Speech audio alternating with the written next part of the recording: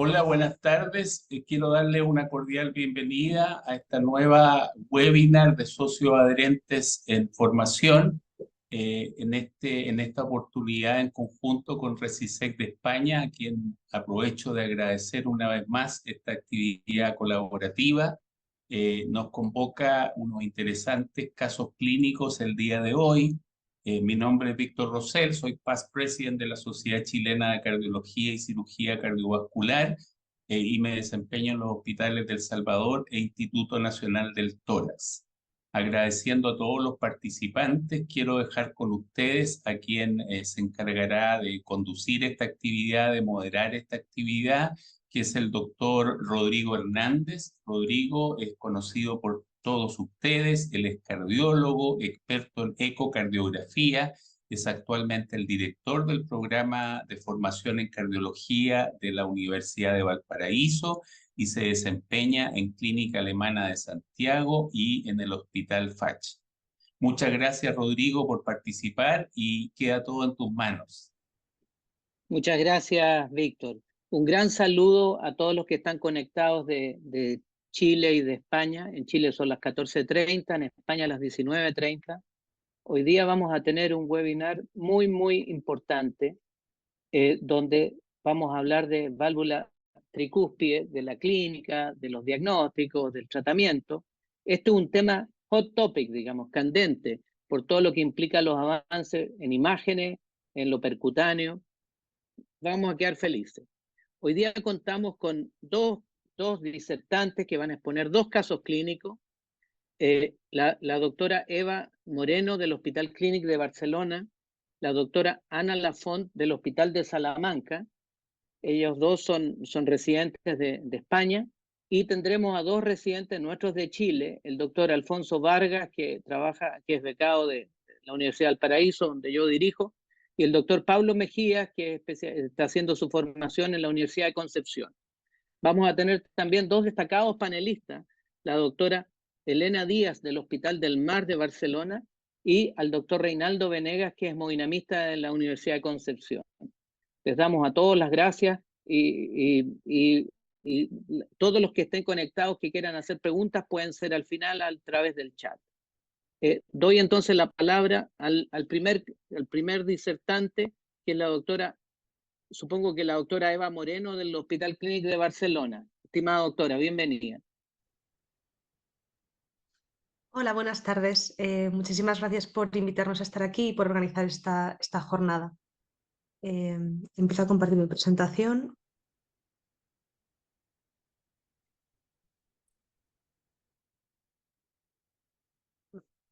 Entonces, nuestra paciente es una señora de 76 años, sin alergias medicamentosas ni hábitos tóxicos, totalmente independiente para las actividades básicas de la vida diaria.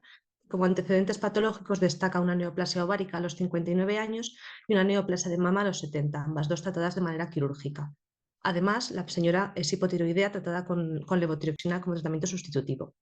Su historia cardiológica comienza en el año 2007, cuando se le diagnostica de una cardiopatía valvular reumática, una doble lesión mitral y aórtica, con una predominancia de la insuficiencia en ambas dos válvulas, siendo ambas dos severas, con una función preservada. Por este motivo, en ese mismo año se realiza una doble sustitución valvular aórtica y mitral mecánicas, quedando con una disfunción ligera. Durante 13 años, la paciente se mantiene asintomática con controles muy buenos por su cardiólogo habitual. Sin embargo, en el año 2020 la paciente comienza a consultar a urgencias por episodios de palpitaciones, evidenciándose un flúter atípico. Se intenta medicación antiarrítmica con amiodarona, sin embargo, no es muy eficaz controlando los síntomas de la paciente, por lo cual se intenta realizar una ablación en la aurícula izquierda, que no es exitosa, ya que evidencia un circuito epicárdico en el flúter, por lo cual no se puede ablacionar.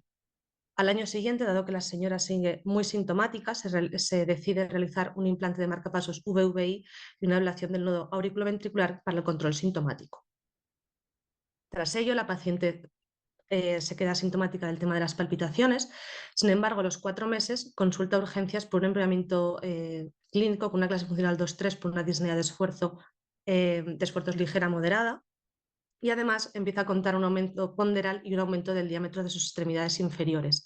Y cuando llega a urgencias, lo que se evidencia es que la señora tiene una insuficiencia cardíaca de predominio derecho.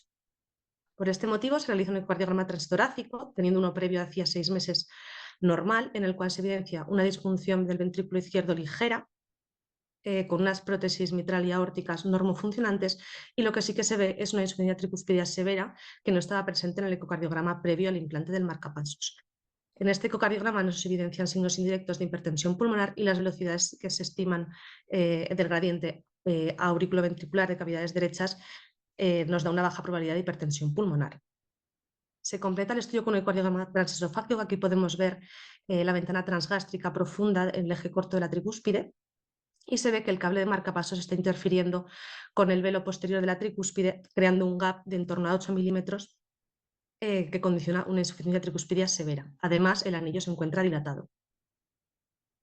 Si nos vamos a las guías de la Sociedad Europea de Cardiología, lo que nos dice el algoritmo es que lo primero que tenemos que valorar en una insuficiencia tricuspidia es si hay una necesidad de cirugía sobre las válvulas izquierdas. Esta paciente ya está intervenida y las válvulas son normofuncionantes, por lo cual nos tenemos que ir a valorar la etiología de la tricúspide. En este caso estamos ante un caso de insuficiencia tricuspidia grave secundaria, sin disfunción del ventrículo derecho y con una baja probabilidad de hipertensión pulmonar, que sí que es sintomática. Y dado que tiene una cirugía previa y que sería una cirugía, un REDU, que confirma un alto riesgo, lo que nos tocaría en este paciente con una indicación 2B-C es evaluación del tratamiento percutáneo, siempre en un centro de valvulopatías con experiencia en el tratamiento de la valvulopatía tricuspidea. Es muy importante, por tanto, en el momento de diagnosticar una insuficiencia tricuspidia, valorar la necesidad de cirugía sobre válvulas izquierdas y si ya tenemos afectación del ventrículo derecho e izquierdo o hipertensión pulmonar. Entonces, ¿por qué es importante realizar una reparación percutánea en este caso? Porque en pacientes con alto riesgo quirúrgico y sin hipertensión pulmonar, en pacientes con una valvulopatía no terminal, no hay que esperar para reparar la patología y prevenir así que se genere un daño sobre la válvula y después el daño orgánico. Y en pacientes que ya tienen una insuficiencia tricuspidia en estadios avanzados, no hay que esperar para prevenir el daño orgánico secundario a la insuficiencia tricuspidia.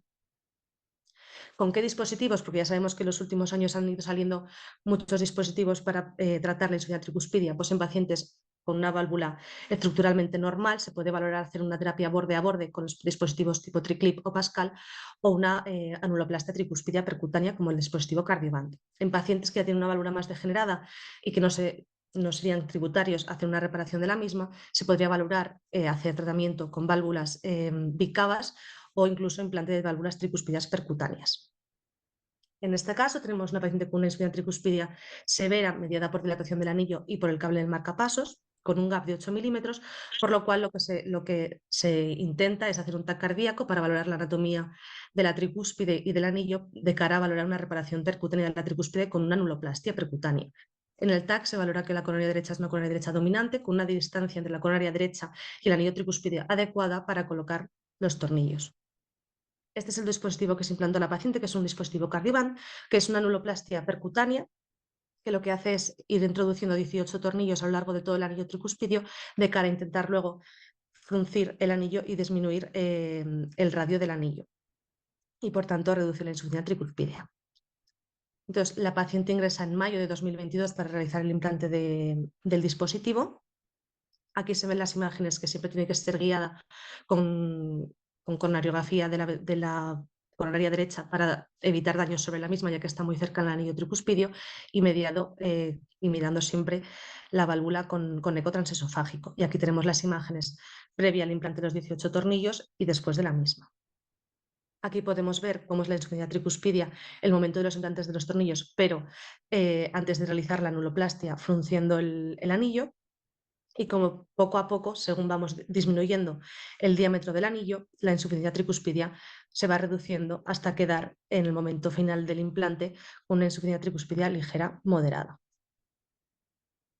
La paciente es dada de alta 3 días después, sin ninguna complicación asociada al procedimiento, en una clase funcional 1 a los 3 meses, quedando con mínimos edemas en extremidades inferiores en este momento.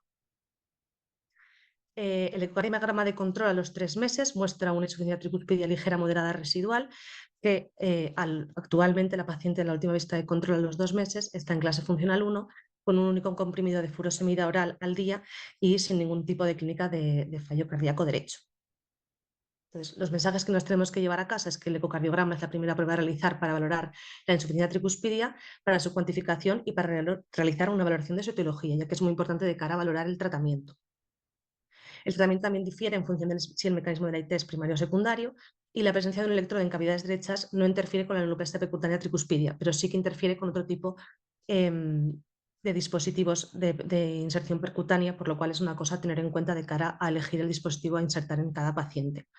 En pacientes con insuficiencia tricuspidea significativa y necesidad de cirugía valvular izquierda, se debe plantear el tratamiento quirúrgico de la tricuspide siempre que haya dilatación del anillo y en función de si la insuficiencia es moderada o severa. En pacientes con insuficiencia tricuspidea secundaria, inoperables y sin hipertensión pulmonar, se debe considerar el tratamiento percutáneo en centros de referencia. Y antes del intervencionismo se debe de valorar la anatomía de la tricúspide con eco transtorácico, transesofágico y TAC cardíaco. Y se debe de valorar siempre la necesidad de realizar un cateterismo derecho, que en este caso se hizo intraprocedimiento dado la baja probabilidad de hipertensión pulmonar evidenciada por eco transtorácico. Muchas gracias. Muchas gracias, doctora. Muy buen caso y muy bien documentado. Antes de dejar al segundo disertante, ¿alguno de los panelistas tiene alguna pregunta del caso? Bueno, yo por mi parte, más que preguntas, lo primero dar las gracias a la organización por la invitación y, aparte de darles las gracias, felicitar a los organizadores por la iniciativa, tanto de formación como de colaboración por parte de las dos sociedades, tanto la Sociedad Chilena de Cardiología como los más jóvenes también de la Sociedad Española de Cardiología. Felicitar a la doctora Moreno por el caso clínico y destacar dos puntos muy importantes que ha dicho en su charla. Por un lado, que nos presenta un caso en el que parece que la insuficiencia tricúspide está mediada por un marcapasos, pero que debemos recordar que no siempre en todo paciente que tenga marcapasos implantado esa va a ser la causa del marcapasos. Nos ha enseñado unas imágenes en eje corto desde un plano transgástrico en el que se veía que estaba en la comisura, el electrodo había quedado en la comisura entre velo septal y posterior y daba la impresión de que estaba adherido en esa zona, creando una zona de adherencia y de limitación de la movilidad de los velos. Pero siempre tenemos que estar seguros que ese paciente pues no tenga una insuficiencia tricúspide por dilatación anular que pueda ser subsidiaria de otro tipo de reparación tricuspidia percutánea, porque no sea mediada per se por el electrodo de marcapasos. Y la otra cosa que me ha parecido muy importante en su ponencia es que nos ha destacado dos veces en una diapositiva que no debemos esperar, que efectivamente en estos casos la actitud precoz parece ser, tanto la quirúrgica como la no invasiva, parece ser la que es el principal predictor pronóstico a menudo de calidad de vida y de evolución en estos pacientes. Muchas gracias, doctora Díaz. Después en el debate vamos a tocar ese punto porque me pareció muy bueno el caso, porque acuérdense que hay una clasificación de insuficiencia por marcapaso. Eso es un punto. Y lo segundo es lo que ya se dijo del momento de la intervención. Sin más, entonces dejo a la siguiente expositora, a la doctora Ana Lafont del Hospital de Salamanca, que nos va a presentar el segundo caso. Después nuestros residentes chilenos van a hacer los comentarios académicos y de ahí vendrá el debate y vamos a aprender todo.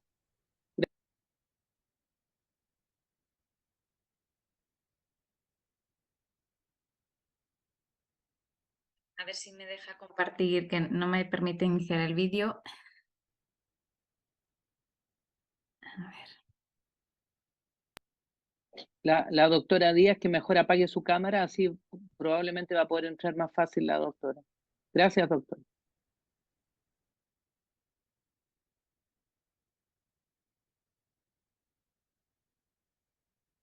Me indica que no puedo iniciar el vídeo. A ver.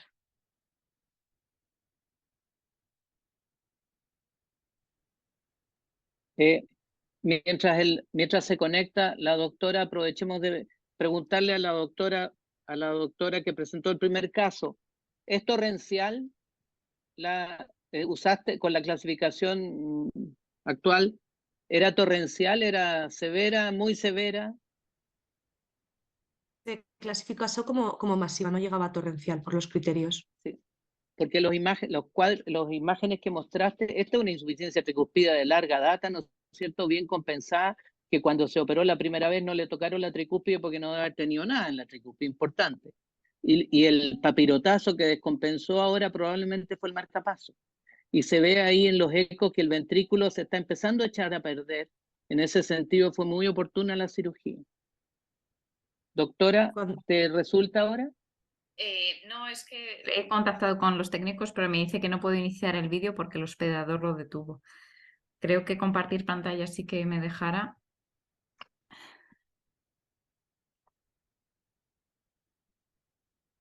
Sí.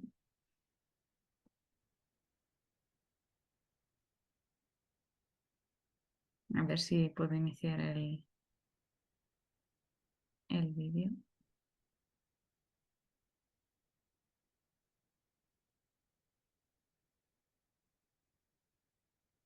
Inicio la presentación, aunque no, no me puedan ver.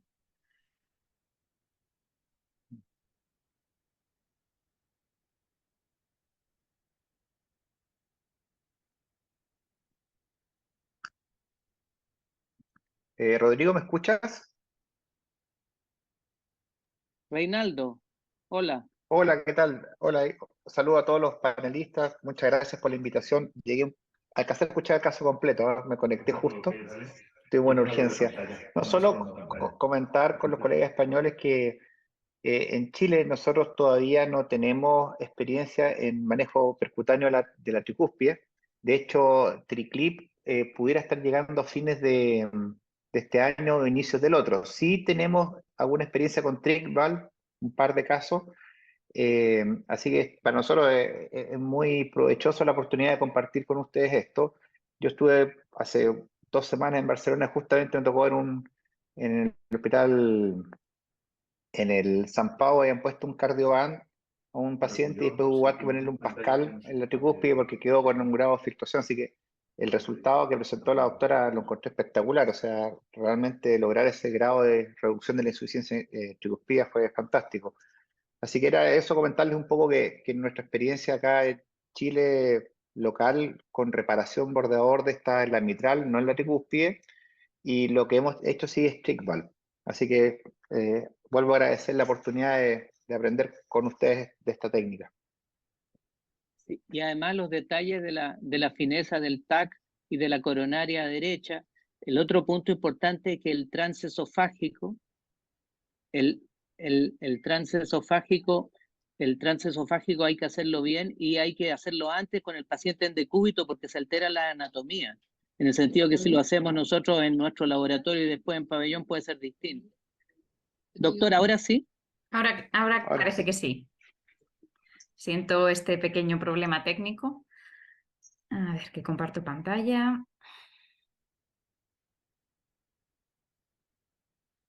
Bueno, pues siento nuevamente este pequeño inconveniente y vamos con el siguiente caso. Intentaré ser un poco más rápida para dar luego tiempo a la discusión. Este caso lo he titulado Tratamiento de la insuficiencia tricuspidea aislada y bueno, una pregunta que quiero que resolvamos al final del caso, ya verán por qué, es por dónde fuga esta válvula.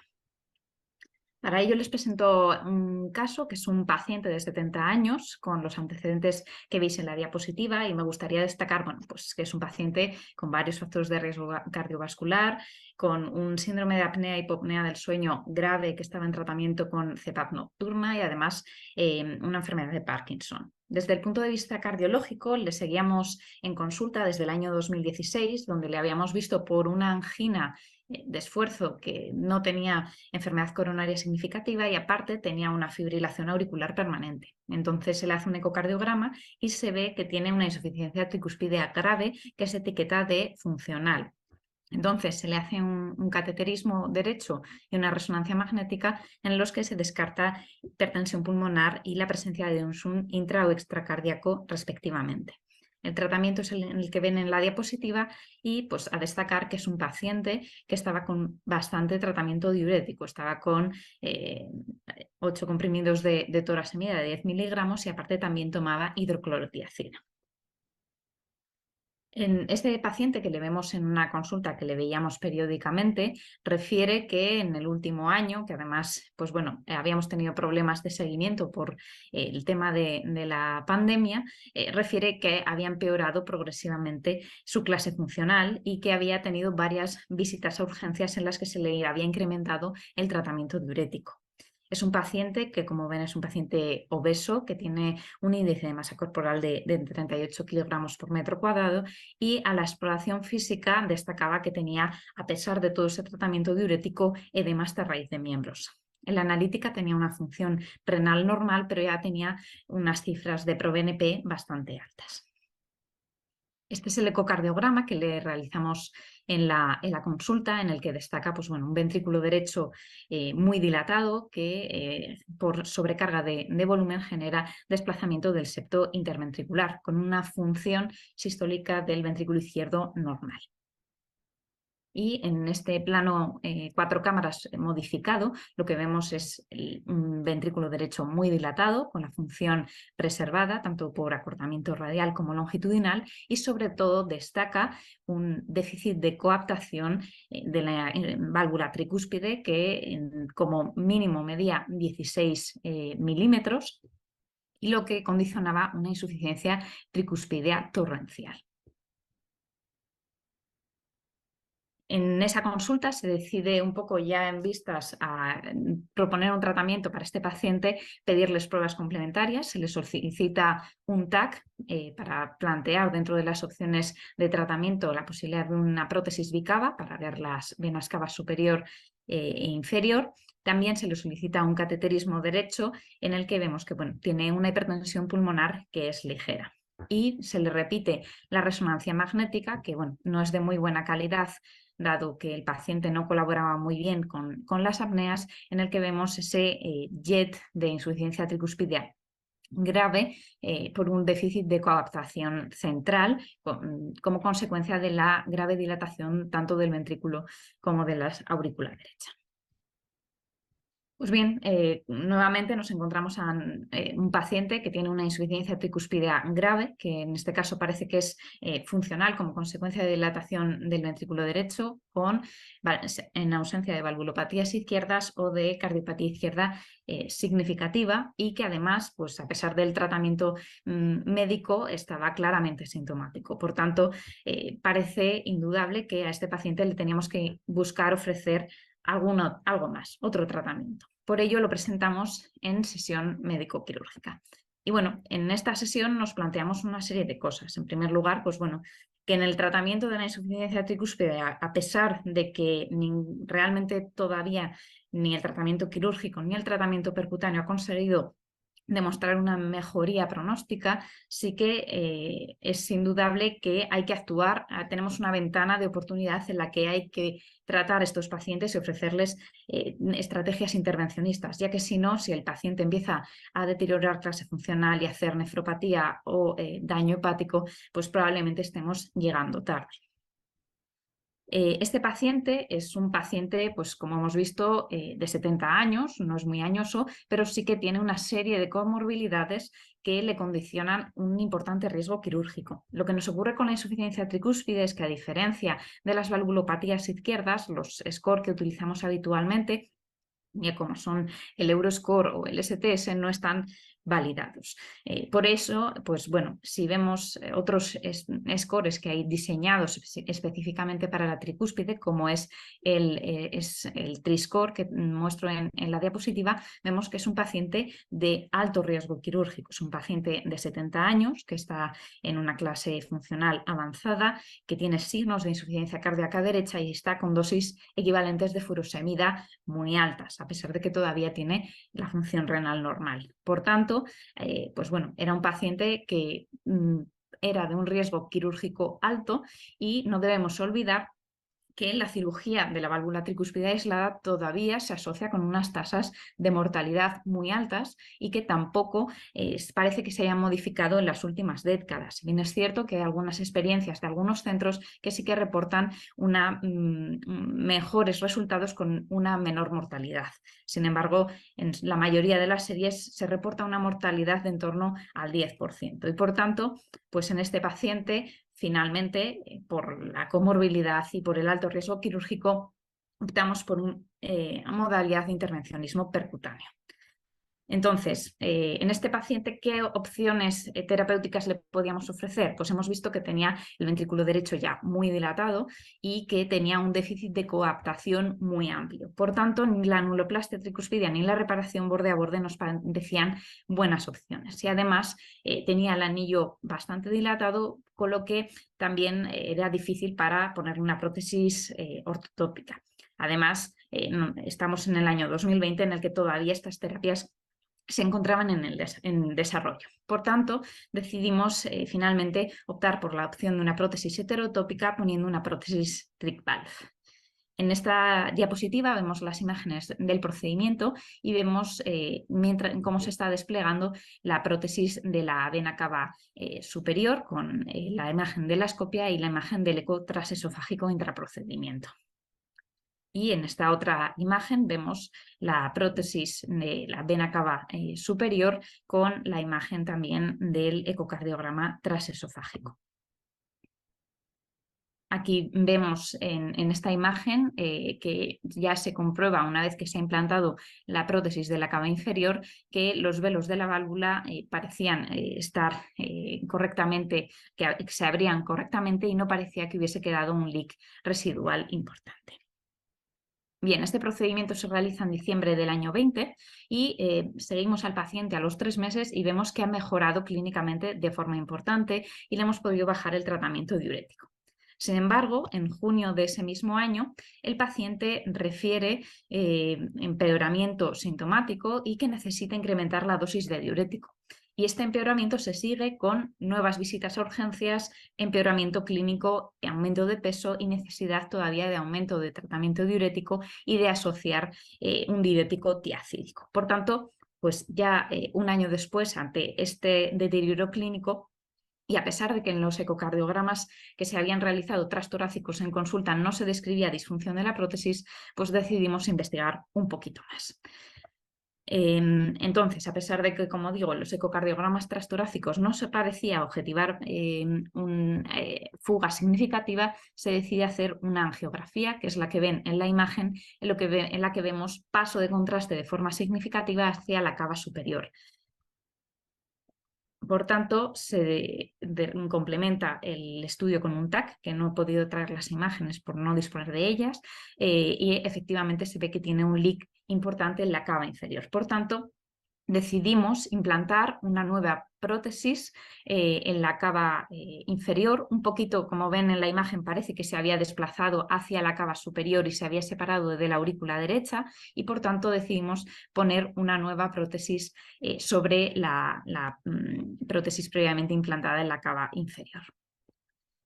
Este es el resultado que objetivamos una vez que habíamos puesto la válvula, en el que ven que ya no parece que haya fuga de contraste y en la imagen del ecocardiograma vemos que los velos de la válvula abren adecuadamente y parece que no tienen fuga residual. Le vemos al paciente a los 3 meses y nuevamente mejoría clínica y disminución de tratamiento diurético. Sin embargo, para nuestra frustración, a los 3 meses nuevamente deterioro clínico, aumento de peso y necesidad de incremento de tratamiento diurético y se repite la secuencia del año anterior. Por tanto, nos situamos en mayo del año 2023 y el paciente tiene un ingreso hospitalario, ya que a pesar del incremento del tratamiento diurético no consigue controlar los síntomas congestivos. Y aquí pues ya pensamos que es que la prótesis no está siendo suficiente para este paciente y bueno, pues nos llegamos a plantear otras opciones médicas, como puede ser el poner furosemida subcutánea o incluso iniciar diálisis peritoneal, a pesar de que la función renal del paciente era normal. Y bueno, pues realmente queremos revisar si a pesar de haberle puesto esa nueva prótesis en la cava inferior, el paciente tenía edema en miembros inferiores refractario, si es que esa prótesis que nuevamente habíamos puesto en la cava inferior no funcionaba de una manera suficiente. Y lo que nos encontramos para nuestra sorpresa es lo que muestro en el TAC, que luego veremos con más detalle, ya que parece que pasa bastante rápido. es que la prótesis inferior funcionaba correctamente y lo que ocurría es que la prótesis superior se habían degenerado los velos y habían quedado en configuración completamente abierta, y lo que justificaba que el paciente tuviese edema en extremidades inferiores es que se había dilatado el sistema de látigos y a través de colaterales ese incremento de la presión se transmitía a las extremidades inferiores, y por eso ese paciente continuaba con edema de pared abdominal y edema de extremidades inferiores. Y bueno, pues ante esta situación, finalmente lo que decidimos es poner una prótesis Edwards del número 29 sobre la prótesis que habíamos puesto en la cava inferior. Estas son las imágenes de la ecocardiografía transesofágica del procedimiento, en el que podemos ver el momento del implante, y ya en la parte de la derecha la prótesis implantada normofuncionante. Nuevamente les muestro imágenes del ecocardiograma, en el que vemos con una imagen de Doppler color la prótesis que se ha colocado sobre la prótesis previamente implantada en la cava superior. Y ya en la última revisión que ha sido el mes pasado, el paciente actualmente se encuentra en clase funcional 1. Estas son las imágenes del ecocardiograma transtorácico de la consulta, en el que vemos un adecuado llenado de la prótesis sin aparente fuga residual, y el paciente ha presentado mejoría sintomática y reducción de tratamiento diurético. Y bueno, pues esperemos que a los 3 meses que le vayamos a seguir no nos encontremos con la historia previa, pero ahora parece que ya las prótesis que le hemos puesto funcionan correctamente. Y nada más, eso es lo que les quería contar, y estoy abierto a cualquier pregunta que puedan tener. Muchas gracias. Muchas gracias, doctora Ana Lafont. Excelente caso también. Ofrezco la palabra a alguno de nuestros panelistas. No sé si la doctora Díaz o el doctor Venegas quieren hacer algún comentario de este segundo caso antes de que pasemos a la parte de Chile. Mira, doctora, lo encuentro... Escuchan ahí, ¿no es cierto, Rodrigo? Perfecto, sí. Felicitaciones, Ana, por tu caso. Lo encuentro interesantísimo. Quizás desde la ignorancia, uno, cuando se ponen las trick valve, uno dice cuánto será la utilidad de la cava superior, cuando habitualmente la congestión es hepática, renal, como que uno tiende a pensar que solucionando la cava inferior se solucionan gran parte de los problemas. Entonces, este caso que tú estás mostrando lo encuentro precioso, esta dilatación del sistema ácido, que era el responsable. O sea, la verdad es que como que yo no jamás he imaginado que podía pasar una cosa así, que tuviera, digamos, tanto impacto. Porque claro, que la válvula en la cava inferior permanezca filtrando, ¿no es cierto? Es lógico, digamos, pero que a través de una dilatación del ácido se te diera el edema y todo el compromiso de tu paciente, lo encuentro increíble. Ahora, la degeneración de los velos de la trick valve de la cava superior, ¿a qué se puede atribuir? ¿A un tema de mala posición de la válvula? ¿Algo de trombo? ¿Cómo lo interpretaron ustedes allá en el equipo? Pues en principio parece que estaban retraídos, no parecía, o sea, probablemente fuese atribuible al implante inicial, y luego, bueno, es verdad que a este paciente le acabamos haciendo bastantes procedimientos y como consecuencia de la manipulación se pudieron degenerar de una forma más rápida. Es cierto que, bueno, fue uno de los primeros implantes que hicimos en nuestro centro, y por tanto no tenemos tampoco mucha experiencia. Es el único caso que hemos tenido que haya degenerado de una forma tan rápida. Entonces, pues bueno, creemos que puede ser como consecuencia del procedimiento intervencionista inicial y de posibles manipulaciones sucesivas, aunque tampoco tenemos tan claro qué justifica esa degeneración tan precoz. Perfecto. Sí, por mi parte, muchas gracias por la exposición del caso, Ana. Felicitar a la doctora Lafont por el caso. Yo lo conozco personalmente, el caso, porque hasta no hace mucho trabajaba en el Hospital de Salamanca, pero lo conocía hasta la parte de la segunda prótesis heterotópica en cava inferior. No me sabía la parte de la Edwards en estos últimos meses. Y bueno, hasta la primera parte, digamos la primera complicación, por así decir, en la evolución, que es la aparición del leak, es algo que es relativamente esperable, o que sabemos que puede ocurrir, que está en el guión. pero efectivamente la segunda parte de la degeneración precoz de velos es algo que todavía no estamos acostumbrados a ver y que no tenemos datos realmente tampoco de explantes de válvula o datos posteriormente de necropsia todavía para ver qué es lo que ocurre en esos velos. A lo mejor nos encontramos que, al igual que ocurre con las TAVIs, pues empieza a aparecer panus, empieza a haber algún tipo de degeneración que quizá podamos ir estudiando probablemente con técnicas de imagen multimodal y con TAC. A mí me gustaría también plantear un poco al inicio del caso, por ejemplo, a la compañera, la doctora Eva Moreno, que has puesto ante su caso. En el Hospital Clínic tienen mucha experiencia también con Cardioband. Este era un caso que no parecía buen candidato, desde luego para una reparación borde a borde, porque el gap era muy amplio, era superior a 1 centímetro. Yo no sé si, por abrir un poquito de debate, si este caso inicialmente en otro centro donde tienen quizá más experiencia, en Salamanca más experiencia con el borde a borde y con las prótesis heterotópicas, en el Hospital Clínic hacen más casos por contrapartida, por ejemplo, de reparación tipo anular, de reparación con Cardioband, si ellos lo hubieran enfocado igualmente hacia prótesis heterotópica o hubieran probado quizá con un anillo. Yo creo que dada la dilatación, creo que no existen anillos tan grandes actualmente para hacer una reparación, ¿no?, de anuloplastia tricuspidia percutánea. Lo que sí que hemos tenido experiencia hace poco en casos que tienen la cava tan grandes es el implante de dispositivos única, que es una prótesis bicava mucho más grande que recorre totalmente tanto cava superior como cava inferior. Ahí sí que tenemos experiencia y la verdad es que fue muy bien y creo que quizás con ese tipo de válvulas igual se hubiese evitado la complicación de la cigos, no lo sé. Pero nos hubiésemos ido también claramente a bicava por la anatomía, por la severa dilatación tanto de aurícula como de todo el anillo. Sí, dos detallitos. Uno, cuando lo presentaron yo pensé que iba a tener una cava superior persistente, que era la otra cosa cuando no se dilata la ácido, ¿no es cierto? Para los ecografistas antiguos eso hay que pensarlo. Y lo segundo es que en el eco que mostró se vio que era una gran área de tenting y una gran, el área de tenting, todos los parámetros eran demasiado grandes. Entonces yo creo que lo de la cava era lo mejor. Super caso también. Ahora Totalmente. dejo al doctor Alfonso Vargas de la Universidad de Valparaíso que nos va a hacer un comentario diagnóstico y después el doctor Mejía sobre el tratamiento y ahí empezamos el debate en serio. Hola, buenas tardes. ¿Se escucha? Creo. A ver, voy a compartir la pantalla.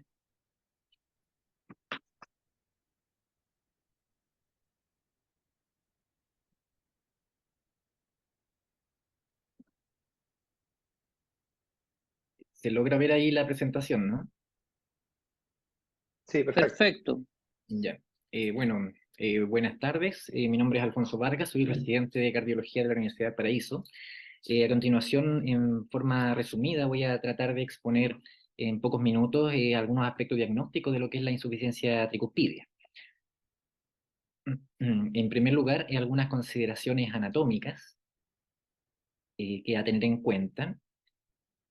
Primero, tener en cuenta que la anatomía es compleja, pero sobre todo es variable, y es necesario comprender el desarrollo, los distintos componentes del aparato valvular y subvalvular, así como también de las estructuras adyacentes de esta válvula para poder inferir cuál es la terapia correcta para cada paciente.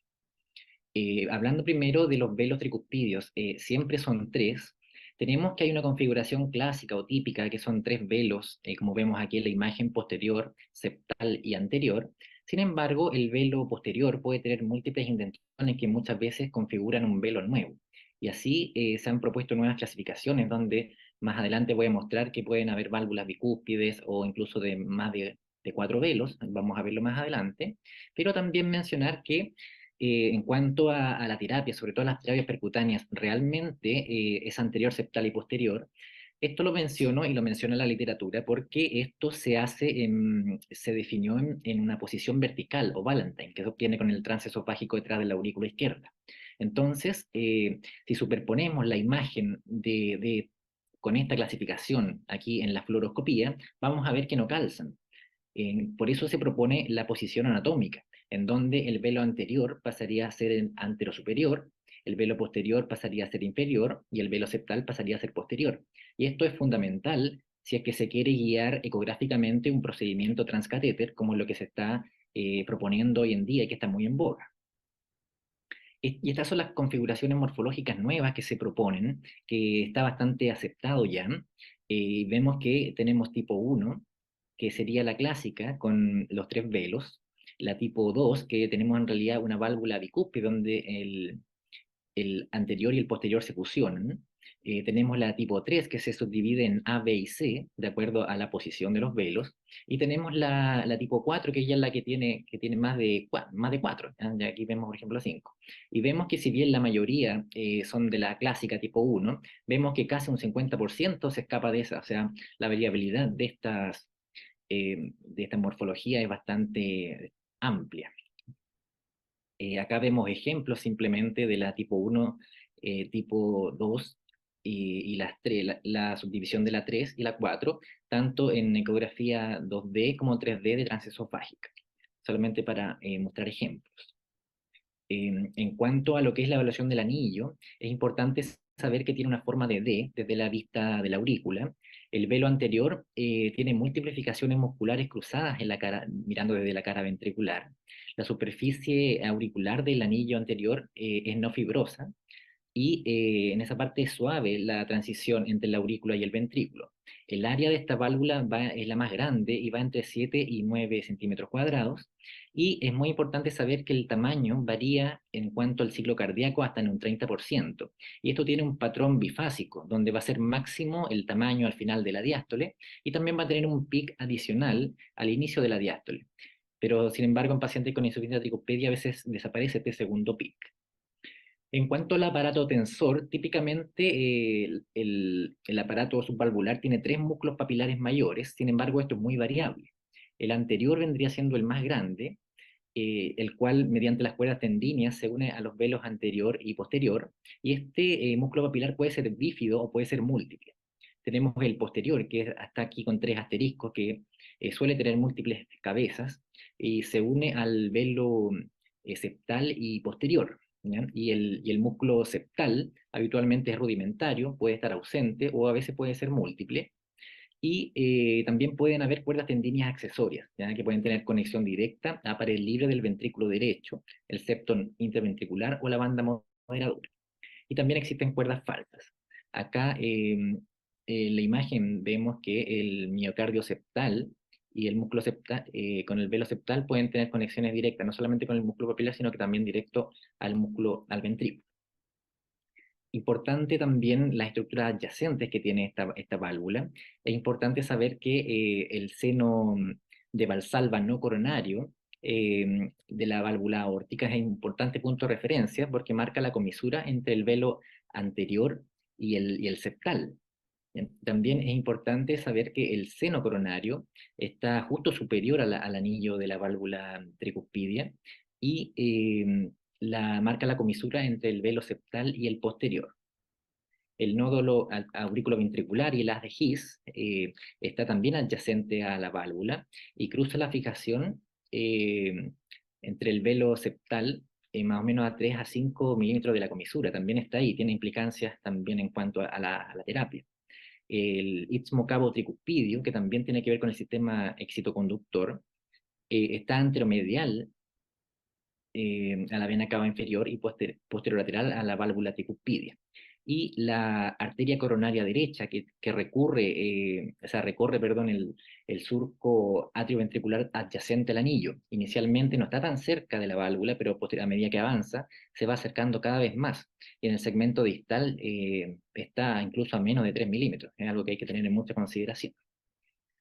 Aquí vemos otra imagen anatómica más o menos con las mismas estructuras adyacentes. Vemos el tendón de Todaro y vemos aquí cómo se puede observar el seno coronario con la válvula de Tevesio.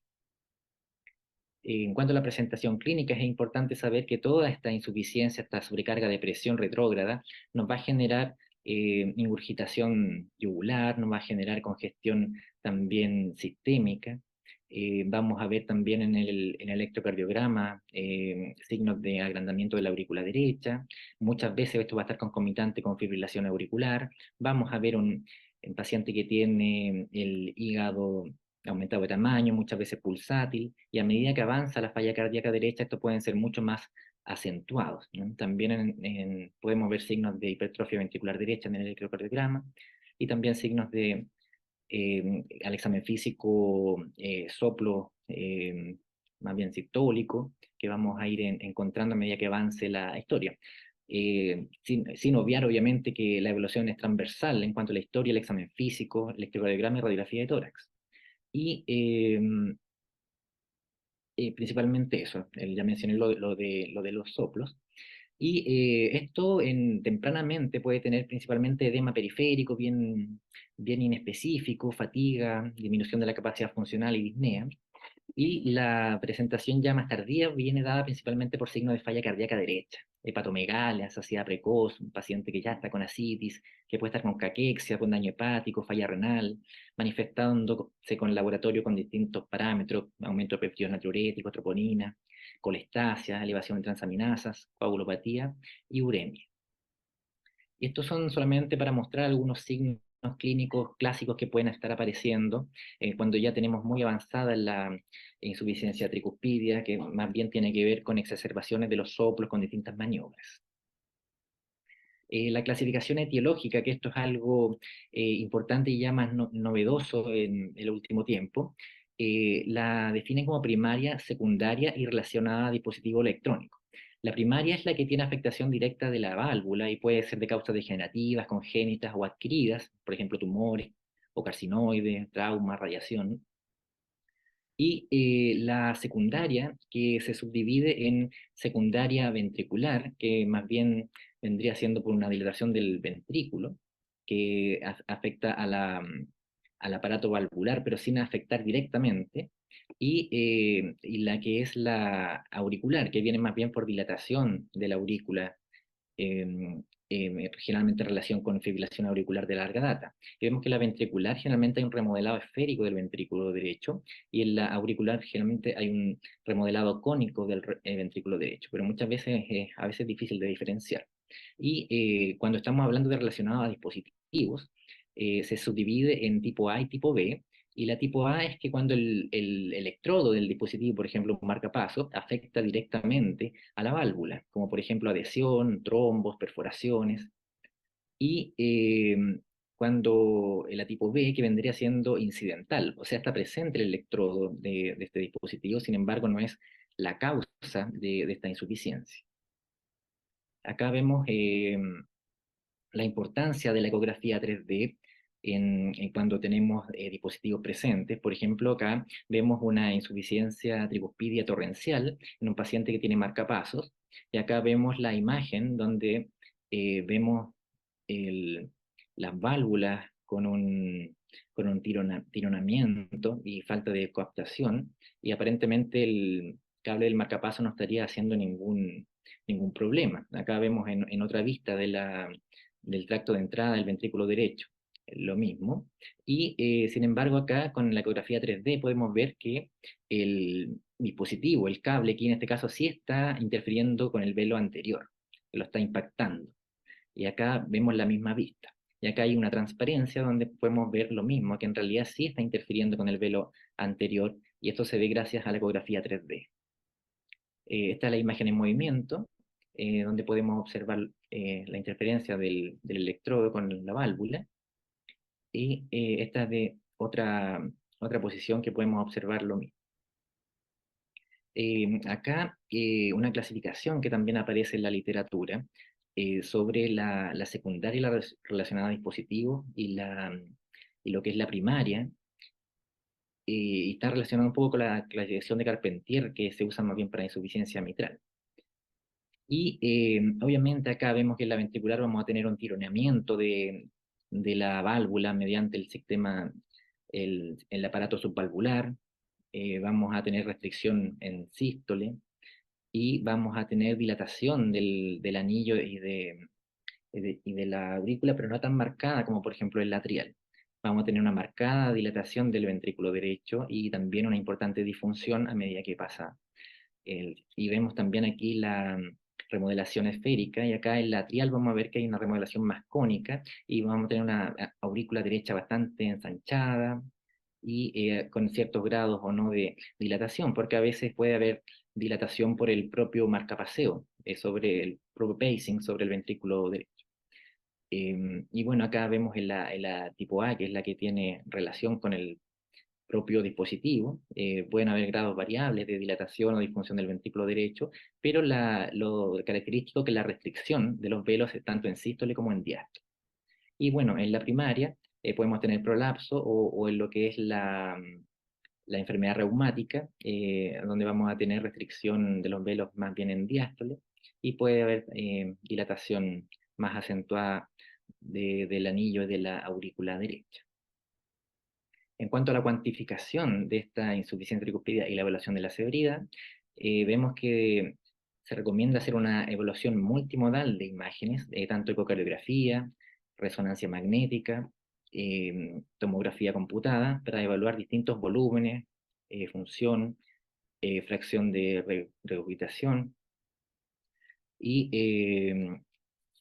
en general también para planificar posibles intervenciones. También es importante evaluar el ventrículo derecho, la morfología de la función y también lo que es la presión de arteria pulmonar. Acá solamente para mostrar la nueva clasificación, que antes era solamente hasta severa y ahora incluye masiva y torrencial, haciendo los puntos de corte, porque se ha visto que hay implicancias tanto pronósticas como en cuanto a la respuesta a tratamiento. Por eso se hicieron estas definiciones, que no voy a entrar en detalle con los puntos de corte, y se usan parámetros como la vena contracta, el, el, el, el porcentaje del regurgitante, y Orificio. eso, el orificio efectivo, el orificio regurgitante efectivo, disculpe, el volumen regurgitante, y que también se puede hacer esto mediante eco 3D o resonancia magnética, y la vena contacta en 3D. Es importante, como mencionó hace un rato el doctor, que el paciente tiene que estar en decúbito, porque muchas veces durante el procedimiento podría no verse, y también tiene que estar euvolémico, porque esto influye mucho el estado de precarga del paciente sobre lo que es esta patología. Aquí solamente para mostrar las distintas mediciones que se van recomendando y los métodos de cuantificación, la medición de PISA, la vena contracta en 3D y las mediciones cuantitativas. Esto solamente también para mencionar distintas cosas que tiene que tener en cuenta el especialista en imágenes para evaluar el PISA, que tiene que estar muchas veces el radio, muchas veces no es circunferencial, sino que a veces es en forma de ISO, y esto puede subestimar hasta en un 30% el PISA. Como mencioné, también el anillo cambia con el paso del tiempo, y a veces es más recomendable tomar un promedio a lo largo del tiempo sistólico, porque puede variar incluso de 0,82 hasta 1,37. También a veces hay que corregir de acuerdo al ángulo del jet, y también recomiendan mirarlo en dos planos en apical, porque el diámetro puede ir cambiando, puede ser diferente si lo miramos en dos vistas en biplano. Esta es solamente la animación para mostrar la variación en el tiempo del radio de PISA en cuanto en el tiempo sistólico. Y esto también para observar las diferencias en el ancho del jet en distintos planos apicales. Es muy importante, como mencioné y también como va a mencionar después mi compañero, en lo que es la evaluación del ventrículo derecho para determinar las terapias a seguir con distintos parámetros que todos conocemos. Y es importante también mencionar que la hipertensión pulmonar, cuando la estimamos mediante el ecocardiograma, es fundamental hacer un cateterismo cardíaco derecho para confirmar estas presiones. En cuanto a la resonancia magnética cardíaca, la ventaja que tiene es que tiene una alta resolución espacial, un excelente delineamiento en el borde endocárdico, y esto es sobre todo útil para anatomías complejas. Tiene un valor pronóstico en cuanto a lo que es el volumen regurgitante y fracción regurgitante, y es importante la caracterización tisular y la remodelación y fibrosis miocárdica. La tomografía cardíaca da información complementaria crucial cuando queremos planificar una intervención, nos da información sobre la forma del anillo, el perímetro y el diámetro, la localización de la arteria coronaria derecha, la cercanía al anillo recorrido, así como de otras estructuras adyacentes. Por lo tanto, como conclusiones, es sumamente importante tener un conocimiento y evaluación anatómica y funcional exhaustiva de la válvula tricúspide y de todo lo que está conectado con ella.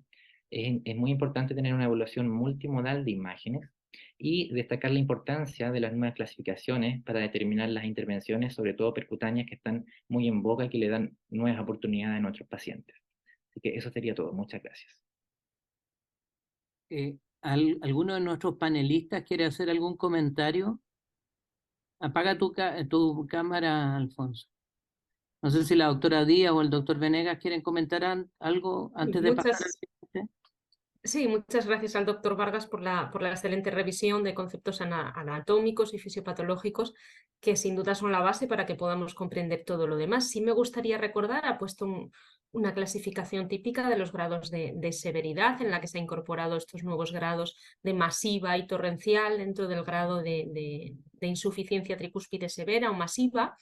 Y es que debemos tener muy en cuenta que en el cálculo de ciertos parámetros ecocardiográficos que aplicábamos clásicamente a la insuficiencia mitral, como el PISA, como el ORE, cuando intentamos aplicarlos en la insuficiencia tricúspide a veces vamos a cometer bastantes más errores precisamente por la propia característica, porque ya nos ocurría en la insuficiencia mitral que a menudo, salvo las funcionales puras, no eran esa hemisfera en la que se cumplían estas leyes que nos permitían aplicarlos de forma estricta. Esta limitación se da aún en mayor medida si cabe en el caso de la insuficiencia tricúspide. Siempre tenemos una mayor limitación ya por la dificultad técnica que supone para los ecocardiografistas la visualización de la válvula tricúspide, pero además tenemos que tener en cuenta las limitaciones aún mayores de aplicación de estos parámetros, como digo, mayores que en la insuficiencia mitral. Gracias, doctora. En la tricúspide es tan ancho, es tan grande todo, que no hay gradiente y no hay grandes flujos, no hay el Doppler color. Yo al PISA le creo poco en este caso. Es como uno ve, y tal como se mostró el segundo caso, en que se veía esa tremenda dilatación y el área de tenting. Doctor Venegas, ¿quieres comentar algo? Mira, la verdad es que, tal como comenta Elena, yo no soy ecografista, he tenido que repasar el eco muchísimo ahora que estamos metidos en la mitral y empezando en los tricúspides, pero claramente si tú hablas con un ecografista que no está acostumbrado a la estructural, la tricúspide es algo que conocemos poco, cuesta ver, cuesta medir, tiene una anatomía más compleja, tiene distintos planos, y yo creo que la evaluación multimodal creo que aporta mucho y sobre todo para los que hacemos intervencionismo. Ahora, cuando uno ve los expertos, me tocó vista con Manuel Barreiro en un caso. Claro, Manuel demora un minuto en evaluar la tricúspide, pero eso es algo que se logra con mucho tiempo. Eh, Probablemente a nosotros lo que más nos interesa es ver bien dónde está el mayor gap, lo que vos decías tú, Rodrigo, cuánto mide el anillo, cuánto traccionados están los velos, y saber si vamos a tener que ir de anterior a septal, que es lo más fácil. Pero la verdad es que yo creo que tenemos que acostumbrar el ojo a lo que ustedes nos vayan mostrando y nos vayan enseñando. Así que no, la revisión perfecta, este paper que sacó la doctora Hanna hace poquito es bastante aclaratorio y bien didáctico. Oye, mira, la verdad es que el ecografista que se dedica a intervencionismo y a tricúspide es una subespecialidad nueva. Yo he estado como 3 veces Claro, con Rebeca tratando de entender y todavía no lo entiendo, ¿me entiendes? Pero hay tips sí, así es. importantes, que es, por ejemplo, el decúbito dorsal y con el paciente bien volémico, porque nosotros que hacemos en la parte ambulatoria del trans es otra cosa cuando tú tienes al paciente en el pabellón.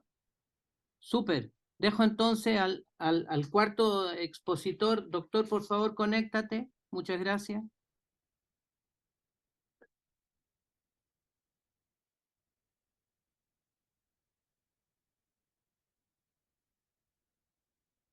Hola, buenas tardes a todos. Primero que todo, dar las gracias por esta tremenda instancia en compartir con exponentes nacionales como internacionales en España.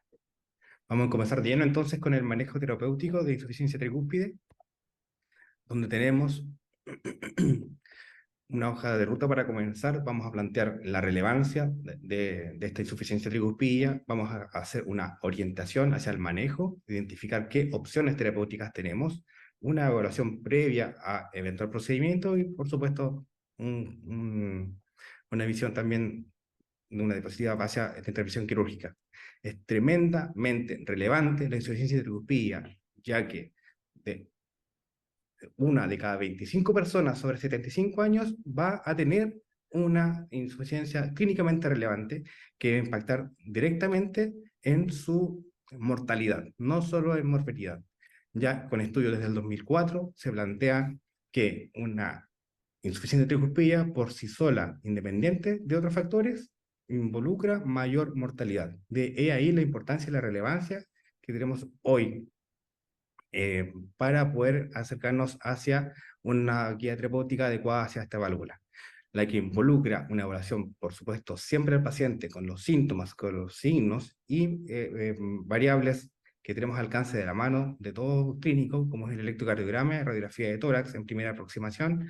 No obstante, en esta válvula es tremendamente importante como pilar el estudio multimodal con imagen.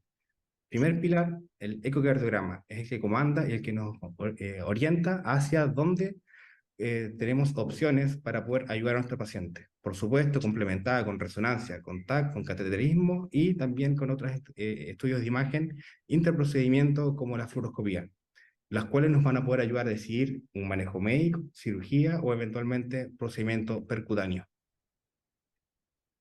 Entonces, ya como nos planteaba la guía europea en el 2022, tenemos pacientes que en primera instancia debemos de evaluar si requiere o no cirugía valvular izquierda. Ante ausencia de esta necesidad, tenemos que evaluar su severidad y si presenta o no disfunción severa, tanto de ventrículo derecho o izquierdo, como así también si presenta hipertensión pulmonar severa. Ante ser esta respuesta positiva, el paciente no se beneficia de manejo tanto percutáneo o quirúrgico, por lo tanto, debemos continuar con un manejo médico. No obstante, si el paciente es sintomático o si también tiene dilatación ventricular, discutirlo con nuestro equipo del Heart Team para evaluar qué opción le conviene más al paciente para ir a evaluar, para poder ir a hacer un manejo percutáneo o quirúrgico hacia el paciente. Entonces, dentro de las alternativas que tenemos para el tratamiento del paciente, tenemos una válvula que previamente ocurría que hace 20 años, 10 años atrás, no había mayor intervención en la válvula tricúspide, entonces intervenía el lado izquierdo y el lado derecho quedaba abandonado, y ahora después la válvula derecha todavía está comprometida, está severa, pero ir a ella, tan solo por ella, aumenta mucho la mortalidad. Entonces, tenemos un compromiso leve, un compromiso moderado o un compromiso severo, donde puede tener también dilatación anular, ya sea menor a 40 milímetros, o que no tenga compromiso de la coaptación, por lo tanto aquellos se benefician de manejo médico, pero si tiene un compromiso anular mayor a 40 milímetros, pero sin mayor déficit de coaptación, puede ser una cirugía concomitante del lado izquierdo más del derecho, tan solo con anuloplastía, pero si tiene mayor a 40 milímetros más problemas de coaptación, se puede beneficiar también de una válvula ortópica, junto con la anuloplastía. Entonces, como ya fue presentado, ha aumentado sustancialmente la intervención directa hacia la válvula tricúspide, no obstante la mortalidad se ha mantenido bordeando el 10%. Para poder evaluar el riesgo quirúrgico que puede presentar un paciente para poder intervenir de manera individual la válvula tricúspide, se ha expuesto un score dirigida para esta válvula, que es el TriScore, que está en la calculadora disponible, accesible para todos, donde nos plantea que pacientes con ya sintomatología avanzada, como disfunción hepática, requerimientos significativos de glucosis de furosemia, edad aumentada o disminución de capacidad funcional, tienen mayor riesgo quirúrgico, por lo cual tenemos que pensar en otras alternativas para poder aportar a nuestro paciente algún manejo.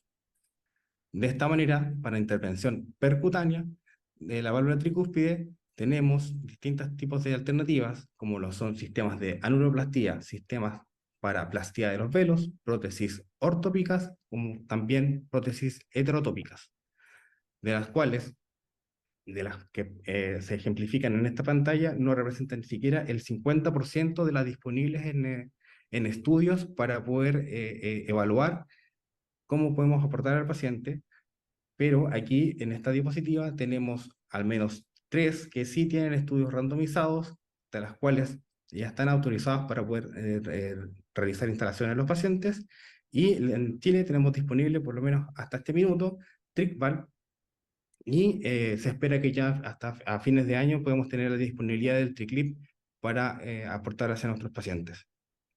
Ahora, esta diapositiva es tremendamente importante, ya que nos plantea que distintos pacientes, como tienen diferentes tipos de anatomía variables de individuo a individuo, vamos a encontrarnos con distintos tipos de anatomía que puede ser favorable, medianamente favorable, o algunas que son de lleno no favorables para distintos tipos de dispositivos. Como así también destacar que algunos pacientes se benefician más de anuloplastía, perfecto, donde por ejemplo el mecanismo primario de la valvulopatía vendría siendo la dilatación de este, y que no tengan mayor compromiso de tethering. Como así también pacientes que tengan una dilatación, no sean candidatos a ninguno de los otros dispositivos, ya sea por dilatación del anillo, por disfunción del ventrículo derecho o por hipertensión pulmonar eventualmente, más bien considerar el uso de prótesis heterotópicas como lo son TrickValve o incluso Tricentro. Ahora, en pacientes con insuficiencia tricuspida primaria, que tengan como mecanismo el prolapso, puede usarse en primera instancia el MitraClip o TriClip, o si la válvula tiene componente reumático, usar válvulas de reemplazo ortópico, como Gate, como Siemens, como Sapien, o si el mayor compromiso involucra o no el tenting o la dilatación anular, donde podemos ocupar también las mismas válvulas ortópicas o también considerar el uso de los clips. Ahora, si el compromiso valvular es secundario, en primera instancia, pacientes con insuficiencia leve, que su principal conflicto sea la dilatación del anillo, podemos ocupar Cardioband, por ejemplo, y si va aumentando a dilatación, depende del tethering, podemos incluso ocupar dispositivos mixtos, tanto anuloplastía como reemplazo valvular. Y en pacientes que tengan un estadio avanzado de su falla cardíaca, considerar un tratamiento médico o incluso apoyarlos como manejo compasivo con válvulas heterotópicas, o incluso también uso de válvulas ortópicas, valvas sobre valvas. Entonces, procedimiento, ¿cómo podemos aportar? ¿Qué debemos orientar nuestro estudio para poder evaluar qué opción es el candidato del paciente para poder beneficiarse? Tenemos que estratificar la severidad de la insuficiencia de tricuspilla, descripción anatómica del mecanismo de la insuficiencia de tricuspilla, evaluación de la función sistólica del ventrículo derecho, de un diagnóstico y clasificación de la hipertensión pulmonar dirigida eventualmente hasta por cateterismo, descartar trombos intracavitarios o masas previo al procedimiento, y también evaluar una calidad de imagen óptima en posición supina, ya que esta cambia en el pabellón. El mejor candidato para reparación borde a borde tiene que tener una visualización adecuada de la válvula tricúspide por ecografía transesofágica, como si también una insuficiencia primaria por colapso o funcional con valvas normales, un déficit de coaptación menor a 4 milímetros, en realidad lo máximo son 7 milímetros, y una profundidad de la coaptación menor a 10 milímetros. Y que, por supuesto, la longitud de las valvas sea lo suficiente para que pueda tener el clip. Ahora, muy relevante las relaciones anatómicas que puede tener el anillo valvular, que pueden ser estudiadas, por ejemplo, por Angiotac, ya que, por ejemplo, en Cardioband tienen la opción de poder planificar una cirugía pre-paciente, poder disponer anatómicamente, que si al paciente, al yo insertar y atornillar la banda, puedo tener compromiso o no de, por ejemplo, la arteria coronaria derecha, con lo cual algo que el paciente no se beneficiaría, como así también pasar a tener compromiso en el sistema excitoconductor, el nodo sinoauricular o ASDGIS también. Con respecto a GATE o también a Sapiens, son válvulas ortópicas que requieren distintas alternativas dentro del procedimiento, ya sea por eco esofágico o también desde la visualización gástrica. Otras válvulas percutáneas ortópicas tenemos el EVOQUE, donde ya a un año nos puede mostrar que ha disminuido significativamente la sintomatología del paciente y también el grado de severidad de la insuficiencia tricuspidia. No obstante, estos estudios preliminares, que son en 27 pacientes, no han logrado demostrar que hayan beneficiado tanto en mortalidad, que sean superiores a cirugía. Con respecto a TRIC-valve, esta válvula de origen austriaco, con los velos de origen de pericardio bovino, en posición vena cava superior, vena cava inferior, como ya hemos revisado. O si no, tricentro, que aún no ha logrado estudios a la luz aún. Entonces, ¿cuál es el santo grial de la intervención de la válvula olvidada? Es tener un momento adecuado, cuándo intervenir, si es moderado o severo en la clase de la insuficiencia tricuspidia, si requiere un manejo aislado o concomitante con otro tipo de válvulas, especialmente del lado izquierdo. Nos puede ayudar a también seleccionar qué dispositivo beneficia más al paciente y a qué paciente, y si se beneficia más de cirugía o de intervención percutánea. Algunas palabras con respecto a intervención quirúrgica, donde ya en guías europeas como americanas plantean indicación principalmente 1 o 2A, siempre y cuando implique reparación de válvulas del lado izquierdo y que no exista hipertensión pulmonar severa. Entonces, como mensajes finales, la válvula tricúspide es parte de un complejo funcional: aurícula derecha, ventrículo derecho, circulación pulmonar. La insuficiencia tricuspidia no es benigna. La evaluación multiimagen permite una selección de pacientes, un tiempo a intervenir y el tipo de intervención, y esto ayuda a mejorar los resultados para lograr intervenir de manera precoz. Entonces, la búsqueda avanzada de información hacia scores nos ayuda a alcanzar resultados alentadores, y cabe destacar siempre que esto depende de un equipo multidisciplinario. Muchas gracias. Muchas gracias por tu revisión, doctor Mejías. Antes de ofrecerle la palabra a los panelistas, le quiero ofrecer la palabra a la doctora Lafont de Salamanca o a la doctora Moreno de Barcelona, por si quieren comentar algo de sus casos o de la revisión de los colegas.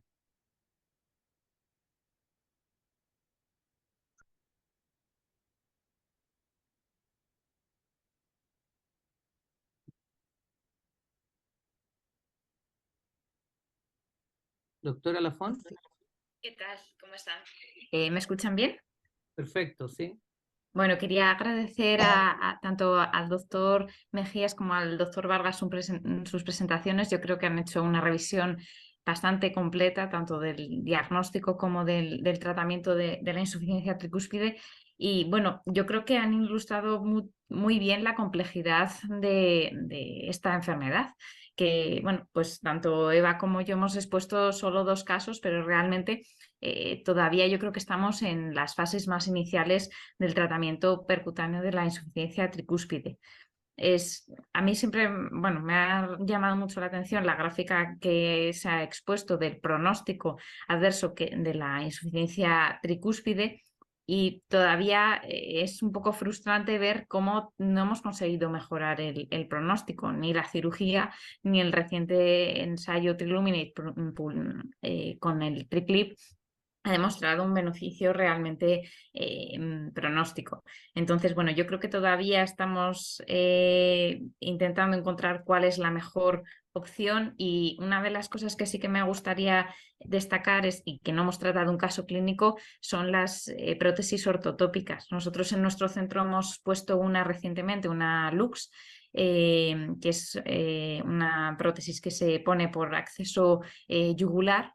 Bueno, se puede poner por acceso transarterial, pero en nuestro caso lo hemos puesto por acceso yugular, y yo creo que eso probablemente sea el futuro, sino uno de los principales tratamientos de la insuficiencia tricuspidia. Me gustaría saber cuál es la opinión de los panelistas en relación a las prótesis ortotópicas. Doctora Moreno, si quieres comentar algo antes de darle la palabra a los panelistas. No, felicitar a ambos dos por las excepcionales ponencias que han hecho. Realmente creo que no hay mucho más que aportar a lo que todos han dicho. Sí que es verdad que nosotros hemos empezado a poner, como decía Ana, las prótesis ortotópicas en la tricúspide. La verdad es que tenemos muy poquitos casos, pero de momento la experiencia es buena y habrá que ver, pues como todo lo que sale nuevo, qué puertas nos abre, ¿no? Este tipo de tratamientos. Muchas gracias, doctora. Antes de ofrecerle la palabra a los panelistas, les quiero contar que yo tengo un paciente con un carcinoide, con una insuficiencia tricuspidia masiva. ¿Qué hacen con un carcinoide? Yo no sé, por eso les pregunto.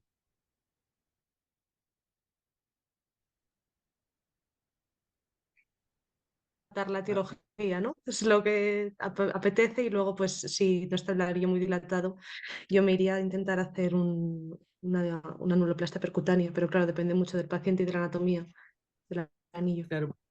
Ese es el problema del carcinoide, del compromiso del anillo y de los velos, en que no está bien, no ha decantado ese asunto. Es algo raro, pero yo tengo un paciente que tengo que decir qué hacer con él.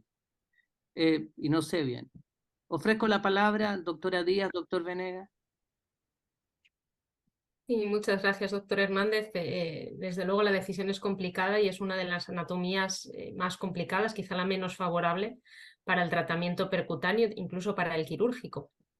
En estos casos yo creo que son pacientes que, si el pronóstico de su patología de base se controla y nos ofrece la posibilidad de tratar su cardiopatía secundaria, también son muy buenos candidatos para las prótesis de cavas, para las prótesis heterotópicas que no afectan tanto a la función, digamos, de la válvula y del aparato valvular, tanto las que van en un único dispositivo entre las dos cavas, como las que implican el implante separado de una prótesis de cava superior y de cava inferior. Yo sí quería preguntar, porque soy consciente del escenario clínico que tenemos en España ahora mismo. La mayoría de las tricúspides son muy a menudo pacientes con valvulopatías izquierdas evolucionadas que terminan haciendo una insuficiencia funcional, podríamos decir, por dilatación anular.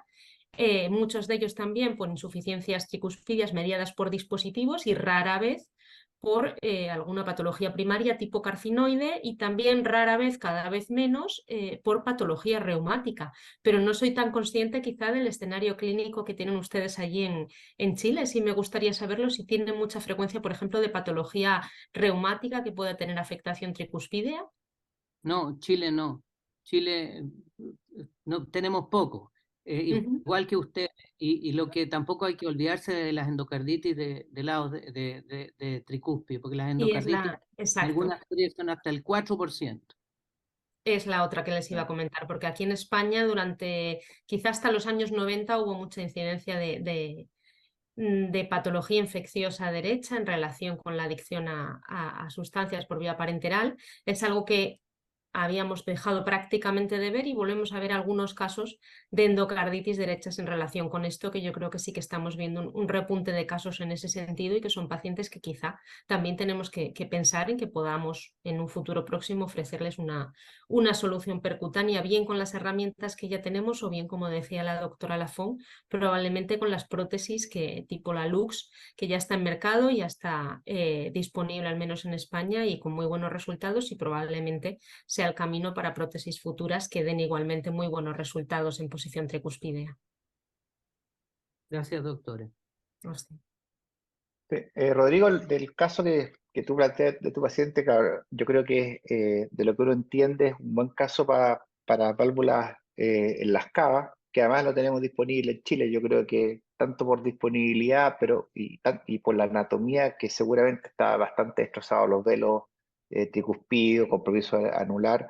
creo que el trick valve sería una muy buena opción en nuestro medio. Te lo voy a Ahora, presentar después porque estoy pensando esa alternativa. Gracias. sí, sí, yo creo que puede ser. Ahora, respecto a Punta Elena, sí, yo creo que la epidemiología nuestra es parecida a la de ustedes.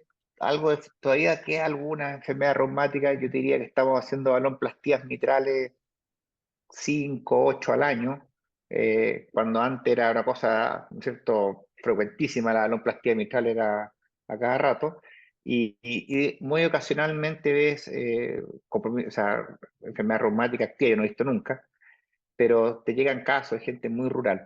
Ahora, habitualmente lo que pasa siempre en la tricúspide es que es secundaria, paciente operado años atrás de la patología izquierda que no se tocó y que nos toca enfrentar.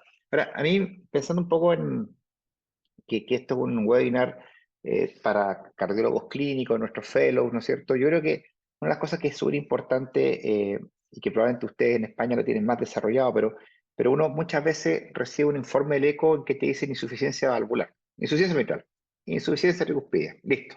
O sea, ok. Y lo que tenemos que exigir cada vez más que el informe nos hable muy bien de los mecanismos. Y si ese mecanismo no queda claro en superficie, exigir el transesofágico, porque con la presentación que han hecho tanto los casos como han hecho eh, Pablo y el doctor y Alfonso, tenemos que entender muy bien por qué funciona mal la válvula.